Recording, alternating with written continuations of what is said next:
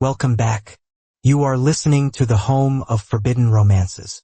Prepare yourself, because tonight's story will leave you breathless.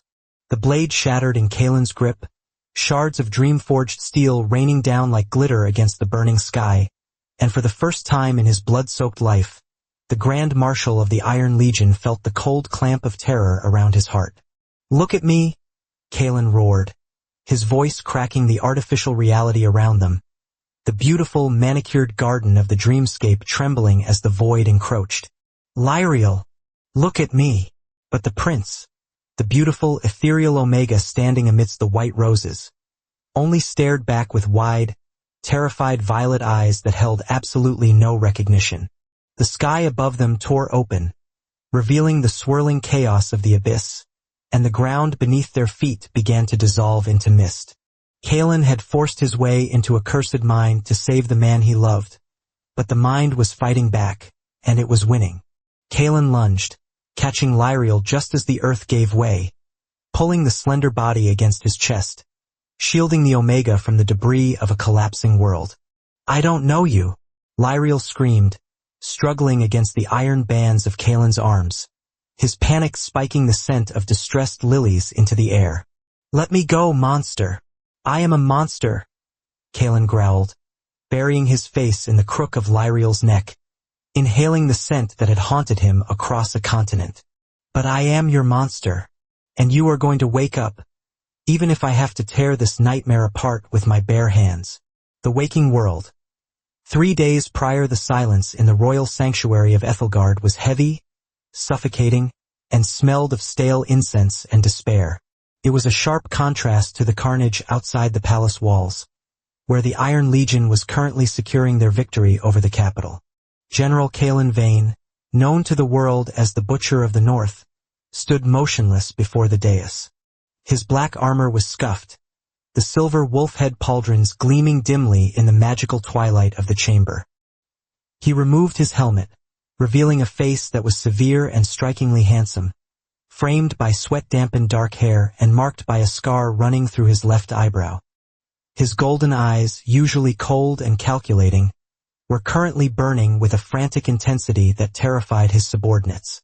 "Explain this," Kaelin demanded. His voice was low, a rumble of thunder that vibrated in the chest of every alpha in the room. The captured High Sorcerer of Ethelgard trembled, forced to his knees by 2 of Kaelin's lieutenants. It is the stasis of eternity, General. When the walls were breached, King Theron ordered it. He would rather his son sleep forever in the void than fall into the hands of a barbarian. Kaelin didn't look at the sorcerer. He only looked at the dais. Lying upon a bed of white velvet, encased in a shimmering, translucent barrier of amber magic, was Prince Lyriel. He was breathtaking. Even in this death-like sleep, Lyriel possessed a beauty that seemed to defy the grim reality of war. His skin was pale as moonlight, his lashes long and dark against his cheeks, his silver hair fanned out like a halo. He looked peaceful, untouched by the horrors that had befallen his kingdom. Kaelin walked up the steps, his heavy boots echoing on the marble. He reached out, his gloved hand hovering inches from the barrier. He could feel the hum of the magic, ancient, complex, and unyielding. "Wake him," Kaelin commanded. "I cannot," the sorcerer wept. The key was the king's life force. When he died in the throne room, the key was lost. The prince is trapped in his own mind, a labyrinth of his own memories and fears. There is no counterspell. To break the barrier from the outside would shatter his soul. Kaelin turned slowly. The air in the room grew heavy, the pheromones of a furious prime alpha saturating the space, smelling of burnt cedar and ozone. "You are telling me," Kaelin said, enunciating every word, "that I conquered a continent, burned 3 cities, and slaughtered 10,000 men to find him, only for you to tell me he is gone." The sorcerer sobbed. "He is safe there. He dreams of a perfect world. He feels no pain. He feels nothing." Kaelin roared, the sound causing the stained glass windows to rattle. "He is a statue, a trophy in a glass case." Kaelin turned back to the sleeping prince. He had seen Lyriel only once, years ago, across a diplomatic table before the war began. Kaelin had been a mere captain then, and Lyriel a distant, untouchable star. But the pull had been instantaneous, the biological, spiritual snap of a fated bond. Lyriel hadn't noticed. His suppressants were too strong, his upbringing too sheltered. But Kaelin had known. He had spent every moment since climbing the ranks, building an army, destroying the corrupt regime of Ethelgard, all to be worthy of standing in front of him. And now the universe was laughing at him. "Leave us," Kaelin ordered. "General?" His lieutenant hesitated. "The city is not fully secure." "Get out," Kaelin snarled, his eyes flashing red. "Take the sorcerer. If he tries to cast a spell, cut out his tongue." "Leave me." The doors boomed shut, leaving Kaelin alone with the sleeping prince. Kaelin stripped off his gauntlets and placed a bare hand against the barrier. It stung, rejecting him. "Lyriel," he whispered. "I am here." There was no response. The chest did not rise or fall. The magic sustained him without breath. Kaelin paced the room, his mind racing. He was a tactician. Every problem had a solution. If he couldn't break the wall from the outside, he had to dismantle it from the inside. He stopped. The sorcerer had said Lyriel was trapped in a labyrinth of his own mind. Kaelin reached into his belt pouch and pulled out a small, jagged black stone. A soul anchor. It was a forbidden artifact, looted from the crypts of Auric. It allowed a consciousness to project itself into another. It was incredibly dangerous. If his body was disturbed while he was under, he would die. If he lost himself in the host's mind, he would never wake up. Most importantly, to enter the mind of an unwilling host required a connection. A tether. "They say we are fated," Kaelin murmured, looking at Lyriel's serene face. "Let's test that theory." He sat on the edge of the dais. He took a dagger and sliced his own palm, pressing the bloody hand against the barrier. The amber light hissed. He clenched the black stone in his other hand and closed his eyes. "I'm coming for you," Kaelin promised into the darkness. He focused on the pull in his chest, that golden thread that had tugged at him for years. He grabbed it mentally and pulled. The world dissolved into agonizing white fire. The dreamscape. The eternal garden. Kaelin woke up to the smell of wisteria and the sound of a harp. He groaned, sitting up. He was no longer in the sanctuary. He was in a garden, the royal gardens of Ethelgard, but more vibrant, more saturated than reality. The sky was a painfully perfect shade of azure. The sun was warm but didn't burn. He looked down at himself. He was wearing his formal dress uniform, the one he hated, pristine and white, not his black battle armor. His scars were gone. This is his dream, Kaelin realized. This is how he sees the world. Or how he wants it to be. He stood up, his instincts screaming. The place felt wrong. It was too static. The birds sang the same melody on a loop. The wind blew the leaves in a repeated pattern. It was a gilded cage. He walked toward the sound of the harp. He passed courtiers who had no faces, just blurs of silk and laughter. They were background noise, unimportant to Lyriel's subconscious. Then he saw him. Lyriel was sitting by a marble fountain, fingers dancing over the strings of a golden harp. He looked radiant, happy, and utterly alive. He was laughing at something a faceless servant had said. Kaelin felt a lump in his throat. This was the Lyriel who had never known war. The Lyriel who hadn't been starved by a siege. Kaelin stepped forward, crushing a perfect rose under his boot. Lyriel! The music stopped. The garden went silent. The wind died. Lyriel turned. His violet eyes widened, not with recognition, but with confusion. Who are you? His voice was melodic, soft. You are not supposed to be here. The guards didn't announce you.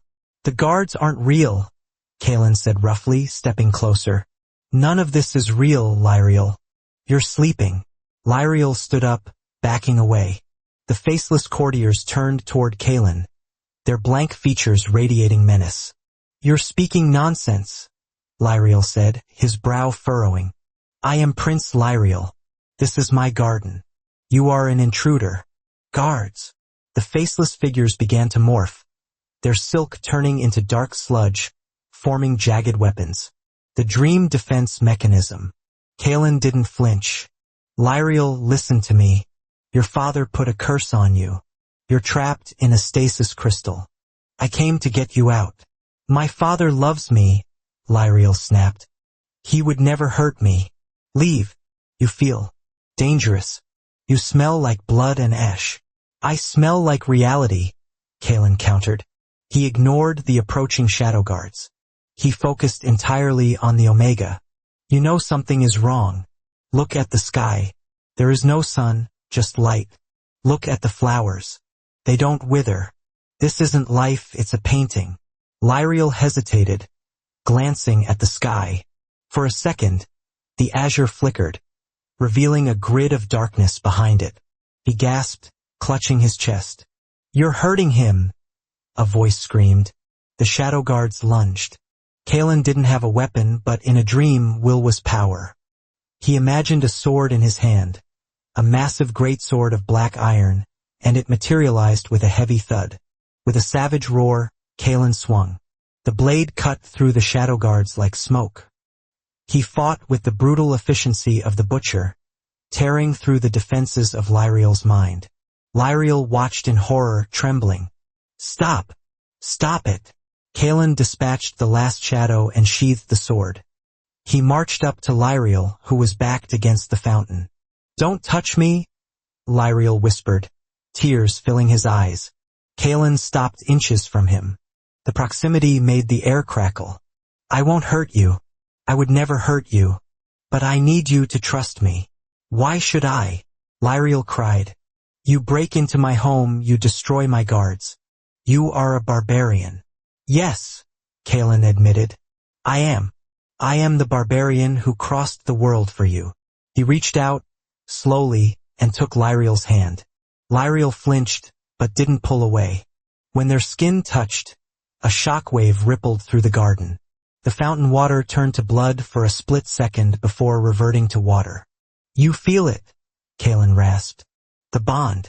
Even in a dream, you can't deny it. Lyriel looked at their joined hands, his breath hitching. It burns. But it's not painful. Feels like gravity. It's the tether, Kalen explained. I am your anchor. Hold on to me and we can leave. I don't want to leave, Lyriel whispered, looking around the garden. It's safe here, out there. I feel like there is only pain. There is pain, Kalen said honestly. He wouldn't lie. There is war. Your kingdom has fallen. Your father is dead.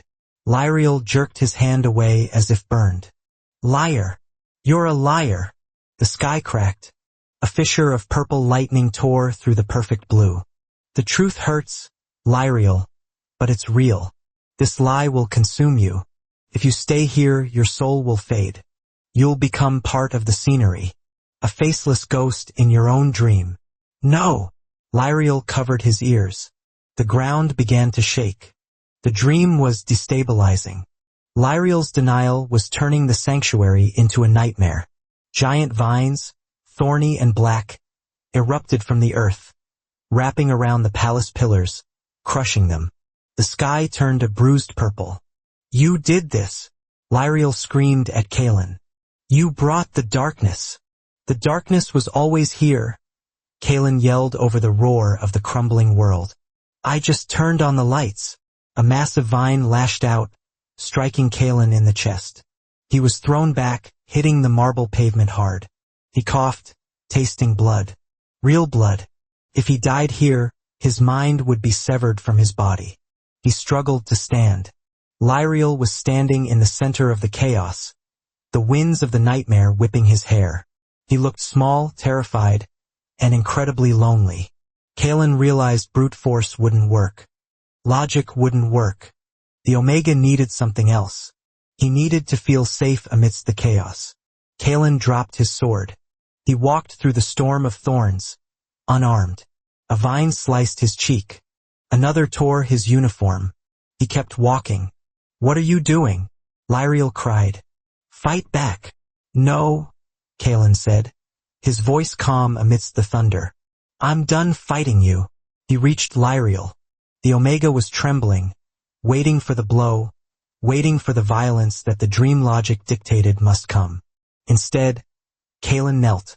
The Butcher of the North, the man who had never bowed to any king, knelt on the cracked marble before the frightened prince. I am Kaelin Vane, he said, looking up into Lyriel's eyes. I am yours. My army is yours. My life is yours. I conquered your kingdom not to rule it, but to find you. I am asking you, please, wake up. Come back to me. Lyriel stared down at him. The chaos around them slowed. The vines paused in mid-air. Kaelin, Lyriel tested the name, felt familiar, like a song he had heard in childhood. He looked at the man bleeding on the ground, bleeding for him. If I wake up, Lyriel whispered, will you be there? I will be the first thing you see, Kaelin promised. And the last thing you see every night, for the rest of your life. Lyriel fell to his knees, mirroring Kaelin. He reached out and touched the scar on Kaelin's eyebrow. The touch was solid. Real. Okay, Lyriel breathed. Okay. He leaned forward. Kaelin met him halfway. Their lips met. It wasn't a fairy tale kiss. It was desperate, salty with tears and blood. A collision of two souls starving for contact. It was the key turning in the lock. The dream exploded. The waking world. The sanctuary. Kaelin gasped, his body arching violently as he slammed back into reality. He fell off the dais, hitting the stone floor, coughing as his lungs remembered how to breathe. His hand was still bleeding where he had cut it. Above him, a loud crack echoed. The amber barrier surrounding Lyriel shattered into a million dissolved motes of light. The magic dissipated like mist in a gale. Kaelin scrambled to his feet, ignoring the dizziness, and leaned over the bed. Lyriel's chest heaved, a sharp intake of breath. Then, the violet eyes fluttered open. They were unfocused at first, hazy with the residue of centuries of sleep compressed into days. Then they sharpened. They locked onto Kaelin. Kaelin, the voice was a rasp, unused and dry. I'm here, Kaelin choked out, gripping Lyriel's hand. I'm right here. Lyriel tried to sit up, but his muscles were atrophied, weak. He collapsed back against the pillows. Panic flared in his scent, sour milk and fear. I can't move. Why can't I move? Shoo, easy, Kaelin soothed, his alpha tone emerging instinctively. A deep, rumbling purr in his chest designed to calm a distressed mate. He leaned over, scooping Lyriel up, supporting his weight against his armored chest. You've been asleep a long time. The muscles need time. I've got you. I won't let you fall. Lyriel buried his face in Kaelin's neck. He inhaled deeply, recognizing the scent of cedar and ozone from the dream. It was the only thing that made sense in a world that had changed. My father, Lyriel asked, his voice muffled against the black steel. Kaelin paused. He could lie. He could say the king was away. But he had promised not to lie. Gone, Kaelin said softly. The kingdom has fallen, Lyriel. You are the last of your line. Lyriel's shoulders shook. He began to weep, quiet, heartbroken sobs that tore at Kaelin's heart. Kaelin tightened his hold. He didn't tell Lyriel to stop crying. He didn't tell him it would be okay. He just held him, wrapping his large cloak around the trembling Omega, cocooning him against the cold reality of the sanctuary. What happens now? Lyriel whispered eventually, looking up with tear-stained eyes. I am your prisoner? Kaelin looked down at him, brushing a stray lock of silver hair from Lyriel's forehead. The fierce general, the butcher, looked at the fragile prince with a devotion that would terrify anyone else. No, Kaelin said intensely. You are not my prisoner. You are my heart. You command me, Lyriel. If you want me to burn the rest of the world for you, I will. If you want me to lay down my sword and never fight again, I will. You own me. Lyriel looked at the harsh face of the man who had invaded his mind and his kingdom. He saw the violence there, yes, but he also saw the absolute surrender. Just. Lyriel's hand clutched the lapel of Kalen's uniform. Just hold me. Until the shaking stops. Forever, Kalen vowed. He lifted Lyriel effortlessly into his arms, carrying him down the steps of the dais, away from the cold glass coffin, and toward the doors where the world awaited. The war was over. The conquest was complete. The wolf had caught the moon, and he would never, ever let it go. And that is how the butcher became the guardian, and the prince woke to a world reborn in fire and devotion. If you enjoyed seeing General Kalen tear apart reality just to save his mate, destroy that like button. And tell me in the comments, would you forgive a man who destroyed your kingdom if he did it to save your life? I'll be reading your answers. Subscribe for the next chapter. Until then,